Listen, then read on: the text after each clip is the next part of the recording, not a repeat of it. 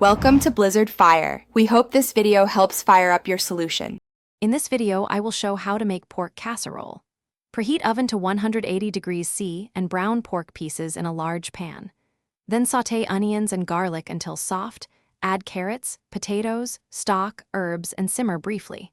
Transfer everything to a casserole dish, cover, and bake until meat is tender and sauce is thick. Taste and adjust seasoning, then rest before serving warm with crusty bread and enjoy immediately. Start by choosing shoulder or leg cuts with good marbling for flavor and tenderness. Trim excess fat, cut into 3 cm cubes, then season with salt, pepper, and a pinch of paprika. Use a heavy pan to brown in batches for color, then deglaze with wine or stock. Add vegetables and herbs, simmer briefly, and bake low and slow for best texture and deep flavor, and serve with mashed potatoes. If you're finding this video helpful, please subscribe and like for more recipes and tips. Quick recommendation: I love the Oala water bottle for staying hydrated during long cooking sessions, and it seals tightly so no spills near the oven. It fits cup holders and keeps water cool while you prep.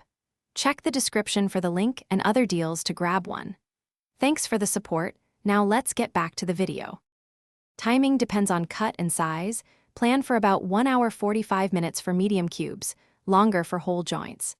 Check tenderness with a fork and ensure internal juices run clear or slightly pink depending on preference.